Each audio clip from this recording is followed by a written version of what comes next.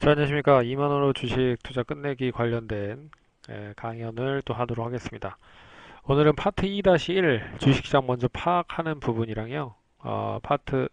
주식 먼저 파악하기 위해서 1. 현재 주식시장 위치를 파악을 하고 그리고 현재 시장 대응 전략 세우고에 대한 부분을 두고 설명을 하여 보도록 하겠습니다.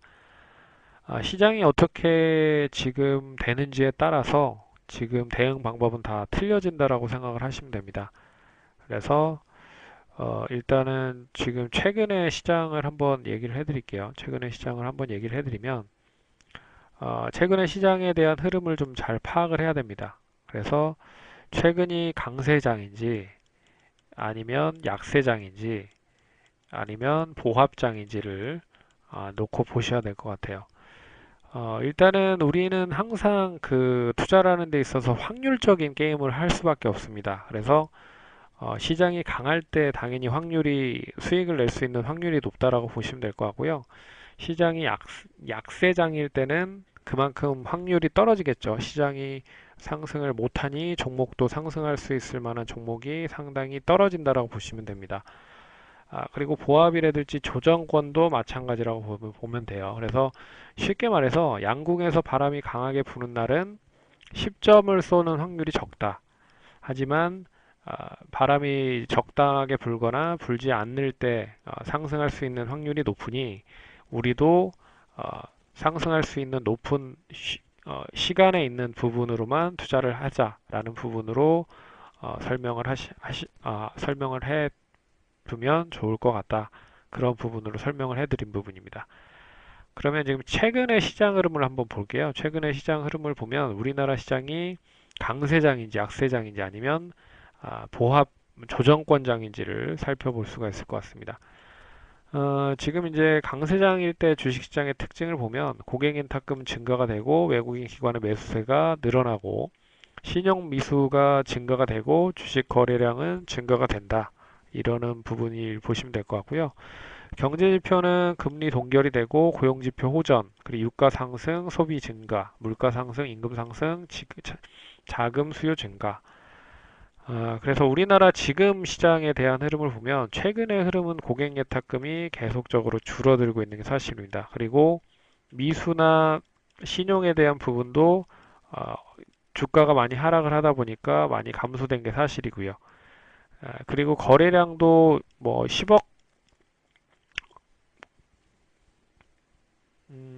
10억이 넘는 거래량을 보였는데 이제 3억대로 좀 줄어들었죠. 거래량도 줄었고 경제지표는 금리를 계속 뭐 인상을 할 수밖에 없을 것 같고요. 왜냐면 역전금리 현상을 통해서 미국이라든지 미국으로만 기준으로 보면 미국보다 벌써 금리가 낮기 때문에 결국에는 차이를 통해서 외국인 투자자들에 대한 투자 자금이 빠질 수 있다. 그러면 우리나라 시장도 금리를 높일 수밖에 없다. 네, 그런 부분이고 뭐 유가는 계속 이제 박스권으로 조정을 보이고 있고요. 그리고 소비도 그렇게 썩 좋은 흐름을 보이지 못한 것 같아요. 소비도 조정. 물가도 뭐 크게 뭐 상승을 하진 않지만 체감 경기에 대한 물가는 상당히 높은 게 사실인 것 같고 그리고 임금도 계속 상승을 하고 있다. 임금도 상승을 하고 있습니다. 최근에. 그러면 임금은 이제 강세장 쪽에 포함이 되는 부분이 있는 것 같고요. 하지만 자금에 대한 투자에 대한 부분은 계속 줄어들고 있는 게 사실이다. 그러면 대부분에 대한 흐름들을 보시면 강세장보다는 지금 이제 조정장이나 약세장으로 좀 변환이 될 가능성이 높은 시장의 흐름이라고 좀 보셔야 될 것 같습니다. 그래서 이런 시장의 흐름이 있기 때문에 아, 시장에 따라서 대응 전략을 세워야 된다라는 부분이고요. 그러면 어떤 대응 전략을 세워야 되는지에 대한 증권 분석에 대한 방식인데, 일단 탑다운 방식이 있습니다. 탑다운 위에서 아래로 이렇게 내려가서 분석을 한다라는 방식이고요. 경제 분석, 산업 분석, 기업 분석으로 나뉜다라고 보시면 될 것 같습니다. 쉽게 말해서 개인들이 할 수 없는 부분이고요. 기관이라든지 외국인 투자자들이 많이 하는 그런 방법이다라고 생각을 하시면 될 것 같습니다. 버텀업은 이제 위에서 아래에서 위로 분석을 한다라고 보시면 좋을 것 같기 때문에 기업 분석, 산업 분석, 경제 분석 순으로 한다. 그러면 개인 투자자들은 거의 기업을 보고 투자를 하는 경우가 많죠. 그렇기 때문에 아, 버텀업 투자는 개인들이 하는 투자 방식이다라고 하는 부분이 크다라고 볼 수가 있을 것 같습니다.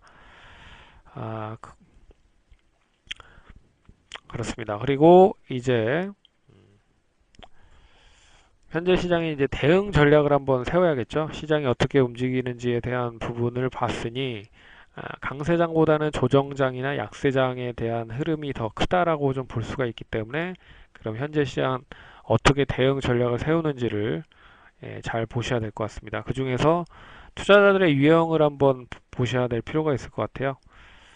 음,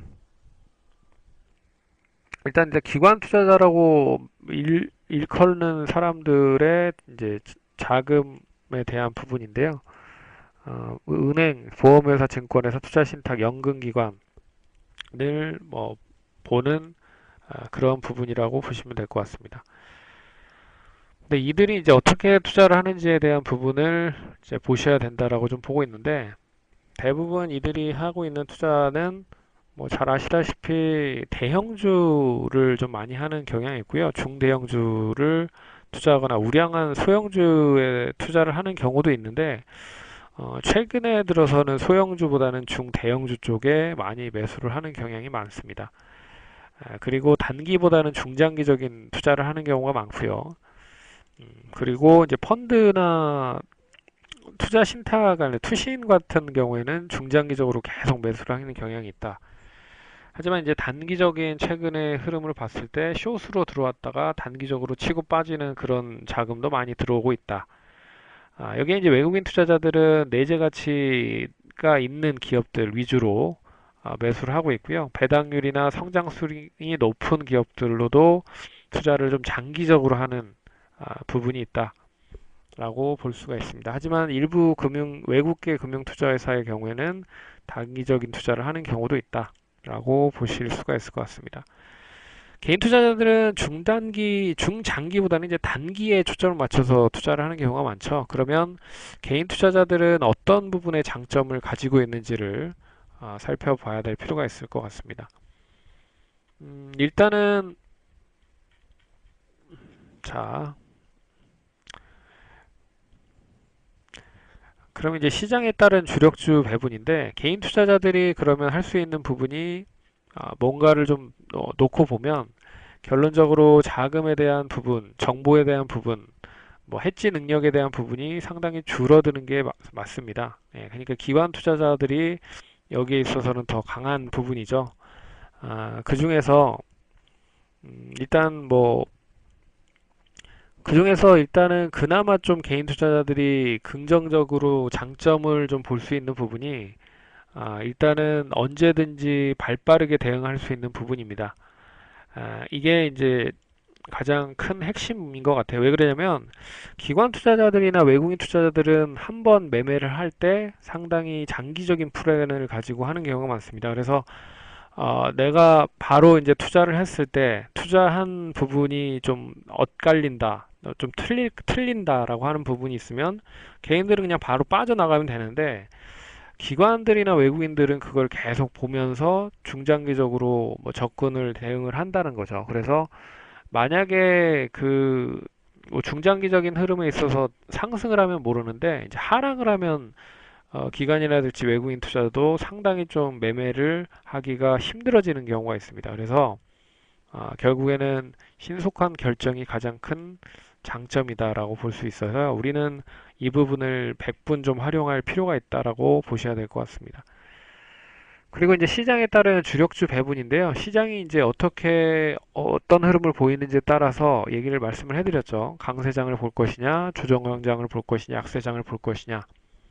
결국에는 강세장이라고 하면 이제 대형주 쪽에 대한 편입을 좀 하셔야 될 필요가 있는 부분이고요. 개인 투자자분들도 결국에는 이제 주도를 할 수 있는 주도주들이 나오기 때문에 작년 초에 IT, 작년 말부터 올해 초까지 바이오 뭐 이런 흐름으로 뭐 계속 주도주들이 바뀌는 흐름들이 나타나는 것다는 겁니다. 그래서 이런 주도주에 편입을 하는 거에 있어서는 대형주가 상당히 좀 많은 흐름이다라고 보고 있고요.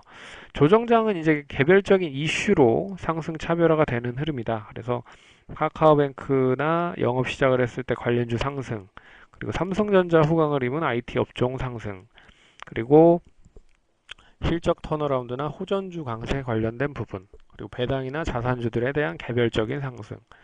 그래서 중소형 위주의 투자를 하면서 스윙 투자와 추세 추종을 하는 전략이 좀 중요할 것 같고, 그리고 약세장 같은 경우에는 매매하기가 상당히 까다롭죠. 그렇기 때문에 시장이 전반적으로 하락을 하는 데 있어서 그나마 트렌드와 상관없는 가치주들이 관심을 받을 가능성이 높고요. 여기에 이제 우선주나 스펙 관련주들도 관심을 가질 가능성이 높습니다. 그리고 수익이 발생할 확률이 상당히 적기 때문에 어떻게 보면 단기적으로만 매매를 해서 수익을 챙겨야 된다라는 부분으로 보셔야 될 필요가 있는 거죠. 예, 그렇게 보시면 될 것 같고요. 그래서 일단은 파트 1과 2는 어떻게 시장이 움직이는지에 따라서 이 부분도 계속적으로 업데이트를 해서 말씀을 드릴 텐데, 지금 시장에서에 대한 흐름을 보고 우리는 어떻게 대처할지를 미리 결정을 해야 된다. 확률적인 부분으로 봤을 때 확률이 높을 때 매매를 해야 된다라는 부분을 말씀드리도록 하겠습니다. 예, 그러면 이것으로 마치도록 하겠고, 다음 시간에는 파트 2의 1에 3부터 시작을 하도록 하겠습니다. 감사합니다.